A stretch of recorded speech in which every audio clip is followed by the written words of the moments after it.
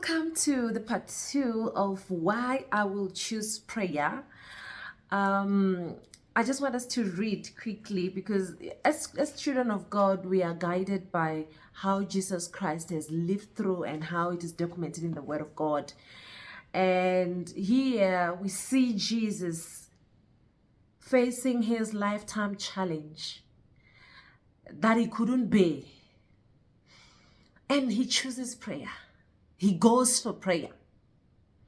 In the book of Luke chapter 22, if you go there starting on 39, then you will read that, Jesus then left the upper room. Does it start at 39? Luke chapter 22. Yes, from 39. So it reads that coming out of the upper room. So Jesus is leaving his disciples, but is choosing some to go with.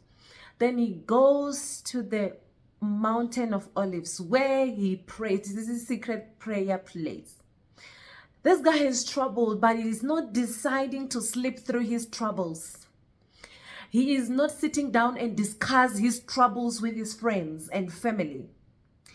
Rather, he's taking his troubles to the mountain of Olives, which is his secret prayer place. And when he gets there, he says to the disciple he has brought, you know what? Ask for strength because you will need it. The time is coming. And he leaves them and he goes and started praying on his own. That's when we learn the prayer that God has prayed to say, Father, not my will, but your will be done. He is he's making his request be known unto God to say, if this was my will, Father, take this cup away from me. This is my will. But, however, I allowing your will to be done in my life, rather your will and not my will. So he's bringing supplications unto God. And here he's getting an exchange of peace after this prayer. When he comes to the prayer, he was bothered. He was troubled. But as he leaves this prayer mountain, he lives with peace. That even when the soldiers come to now arrest him, he is peaceful. He doesn't fight them. He's no longer in the fighting mode. He's now peaceful. So what are we learning from this place? I am learning to take my trouble into prayer and pray because Jesus here, he's bringing his prayers to this mountain of Olives where he secretly prays. And I'm learning that either I'm troubled, whether I'm confused, I must remember the mountain of prayer. I must remember my mountain of olives and go and speak to my Father and exchange this pressure and burden and come with peace. I will choose prayer at any time. I would not even spare myself for these diseases, the mental diseases and the self-questioning, blame and guilt, and because sometimes when things happen to us, we tend to take the blame a lot and not consider that it could be the will of God happening. We always want to point it out to ourselves and others and start blaming ourselves and others. But Jesus here, he is going to God with his problems. He wants that exchange. He's looking for peace.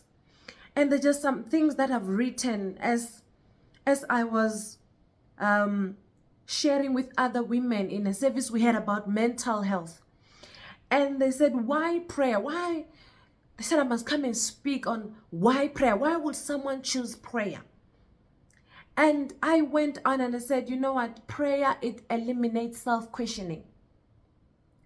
Instead of me sitting down and start to question myself and question others and not getting answers, when I go for prayer, then my mood changes. I am no longer in the mood of worrying and groaning.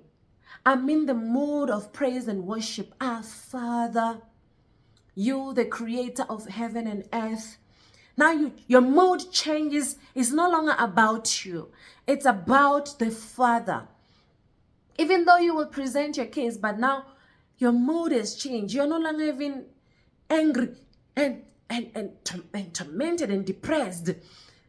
Prayer is a place where now your mood changes. It's a place where you feel safe because you know whatever that you're going to speak to God, God will never be surprised by the amount of problems or the intensity of the problems that you're going through. God is never surprised about them. But when you go and tell it to somebody, they may be shocked and said, does this really happen to humanity? But when you bring them to Christ, He is ready to receive it. He's not shocked. He listens. He listens without interjecting you. He listens attentively and have compassion towards you. Like you just, when you are in prayer and you are bringing and unpacking your problems to God, you know that they're not going to be on the street or on the front page tomorrow in the newspaper, because there, God is your safety. I'll choose prayer because it brings answers that I'll never get from anywhere. Like, it brings wisdom. It brings the peace that surpasses all human understanding, as we've just read on the previous episode, right? It builds your relationship with God, your trust with God, how you relate to Him and how you relate to you. When you take your issues to prayer, you get to learn about God, and the relationship that you have gets to be built up. You know, it dissipates the feeling of loneliness and the feeling of wanting to tell others, and because you've already told God, you feel like, I have offloaded. Remember, when you are talking, you're offloading. So you feel there's no need for me to tell any other person because I've already offloaded. You become peaceful. Prayer is a place of freedom and liberty. It is a place of positive confession. It is a place where your attitude really changes. When you get out of there, you are a newborn. You are changed. You are not the same as you come in. It's a go-to place. It's my go-to place. It was Jesus' go-to place.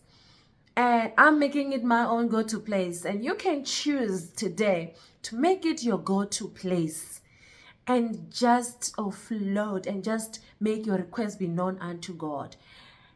He listens every time. There's no way where He says He will cease your prayer and say, no, come after 5 minutes, I'm busy. Make an appointment. And He is always available to listen to you. So, children of God, I am learning the Word of God in this way, and I want us to learn together.